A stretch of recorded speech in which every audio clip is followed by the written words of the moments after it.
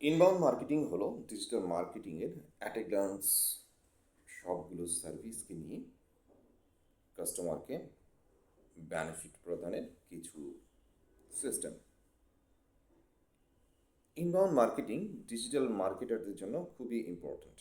যখন একজন digital marketer তার মার্কেটিং স্ট্র্যাটেজি ডিজিটাল প্ল্যাটফর্মে ইমপ্লিমেন্ট করতে চায়, তখন তার বিভিন্ন মডিউলগুলো বা বিভিন্ন ডিজিটাল মার্কেটিং প্ল্যাটফর্মগুলোকে একসাথে সংযোগ করার জন্য বিভিন্ন পদ্ধতি অবলম্বন করতে হয়।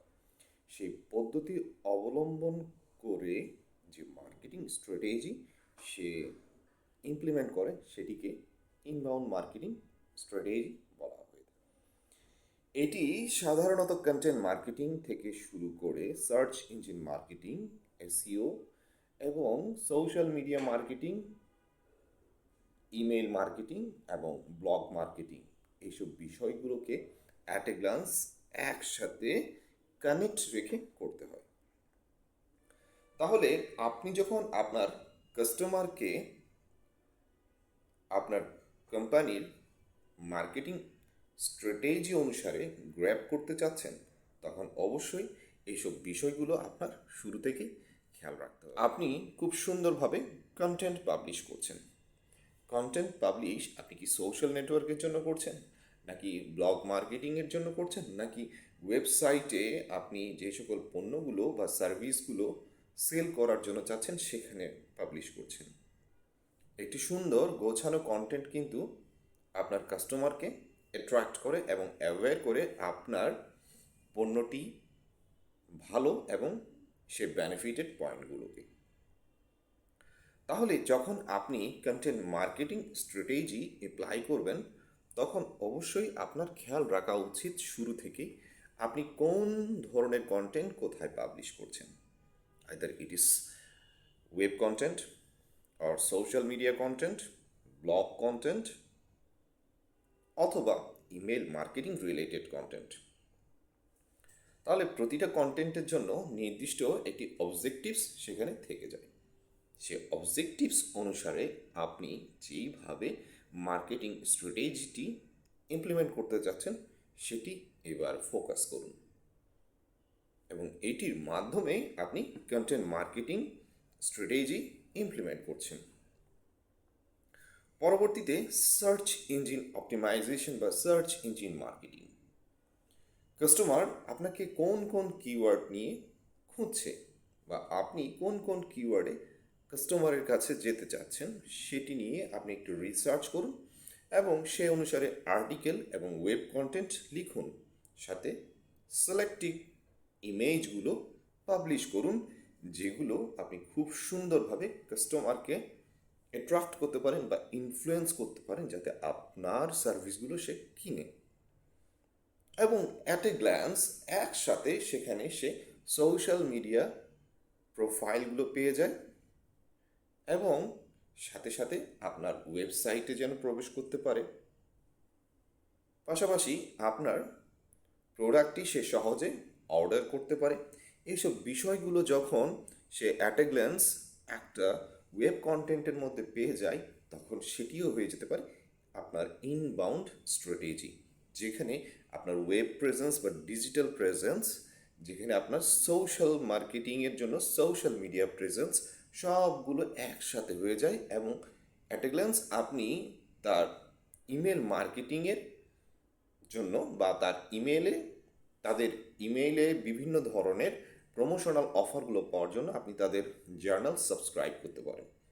তাহলে ইনবাউন্ড মার্কেটিংয়ের এই পর্যায়ে আপনি সার্চ ইঞ্জিন মার্কেটিং বা সার্চ ইঞ্জিন অপটিমাইজেশনের গুরুত্বটি বুঝতে পারলেন। পরবর্তীতে আপনি বিভিন্ন ধরনের ব্লগ পাবলিশিং করলেন। যখন বিভিন্ন ধরনের ব্লগ পাবলিশিং করলেন, সেখানে আপনি চাইলে সে কোম্পানি বা আপনার কোম্পানির সোশ্যাল মিডিয়া প্রোফাইলে সেগুলো শেয়ার করতে পারেন। এগুলো শেয়ারের মাধ্যমে আপনি অর্গ্যানিক কাস্টমারকে ইনফ্লুয়েন্স করতে পারেন যাতে ওয়েবসাইটে সে প্রবেশ করে এবং আপনার ওয়েবসাইটটি তখন ট্রাফিক পায় এবং সেখান থেকে সে ইনফ্লুয়েন্স হয়ে আপনার পণ্য বা সার্ভিসগুলোকে কিনতে চেষ্টা করে।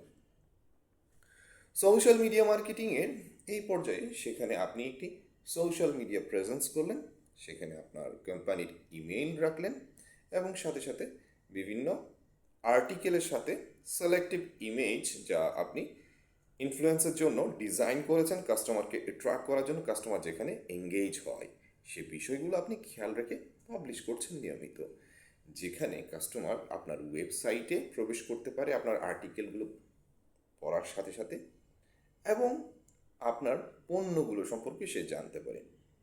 সে হয়তো ব্লগ পড়ছে অথবা সোশ্যাল মিডিয়া কন্টেন্ট পড়ছে, দুটো থেকে একটি, কিন্তু তার মাধ্যমেও সে সরাসরি আপনার ওয়েবসাইটে যেতে পারছে। এই ধরনের স্ট্র্যাটেজিক্যাল ইস্যুগুলোকে ইনবাউন্ড স্ট্র্যাটেজি বলা হয়ে থাকে ডিজিটাল মার্কেটিংয়ের ভাষায়। আপনি যখন আপনার ওয়েবসাইটে নিউজ লেটার সাবস্ক্রিপশনের জন্য বা প্রমোশনাল ক্যাম্পেইন সাবস্ক্রিপশনের জন্য আপনার কাস্টমারকে বিভিন্ন সুযোগ দিয়ে থাকেন, তখন অবশ্যই ইমেইল মার্কেটিং আপনি করছেন নিশ্চয়ই। তাহলে এই পর্যায়ে ইনবাউন্ড মার্কেটিংয়ের সেখানে আমরা জানছি ইমেইল মার্কেটিং সম্পর্কে। আপনি ইতিমধ্যে কন্টেন্ট মার্কেটিং সিস্টেম এবং সাথে সার্চ ইঞ্জিন মার্কেটিং সিস্টেম এবং সোশ্যাল মিডিয়া মার্কেটিংয়ের বিভিন্ন ধাপগুলো পর্যায়ক্রমে বুঝতে চেষ্টা করেছেন। যখন আপনি এই বিষয়গুলো চিন্তা করেছেন তখন অবশ্যই আপনি এবার চিন্তা করছেন কি কিভাবে আমি আমার কাস্টমারদেরকে ইমেইলে আমার পণ্যের অফারগুলো বা সার্ভিসের অফারগুলো পৌঁছাতে পারি। সেখানে আপনাকে একটি আলাদা ল্যান্ডিং পেজ ক্রিয়েট করতে হয়, সাথে আপনার পণ্য যেসবগুলো আপনি অর্ডার দিবেন সেগুলোর আলাদাভাবে সিলেকশন করে একটি ক্যাটাগরি করতে হয়, যেটি প্রমোশনাল ক্যাটাগরি, এবং আপনি কোন কোন পণ্যগুলোকে প্রমোশনাল অফারের আওতায় রাখছেন সে পণ্যগুলো সেখানে গুছিয়ে উপস্থাপন করুন এবং তার জন্য একটি ওয়েব কন্টেন্ট লিখুন। এবং সাথে সেই ওয়েব কন্টেন্টের মধ্যে অবশ্যই যে ল্যান্ডিং পেজটি করবেন সেটি আপনার ই কমার্স ওয়েবসাইটের সাথে যেন সংযুক্ত থাকে, এবং সাথে আপনার social media presence, official social media page বা ফেসবুক পেজ বা টুইটার থেকে শুরু করে ইনস্টাগ্রাম এসব, এবং সাথে আপনার ইউটিউব চ্যানেল যদি থাকে সেটিকে এমবেড করুন।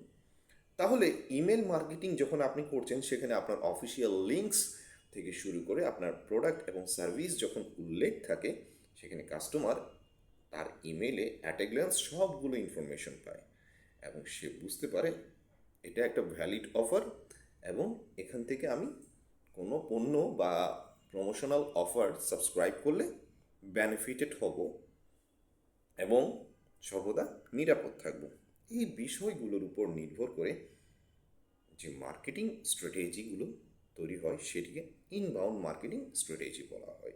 তাহলে আমরা খুব সহজেই বুঝতে পারলাম ইনবাউন্ড মার্কেটিংটি কী, এবং ইনবাউন্ড মার্কেটিং ডিজিটাল মার্কেটিং সেক্টরে খুবই ইম্পর্ট্যান্ট একটি বিষয়।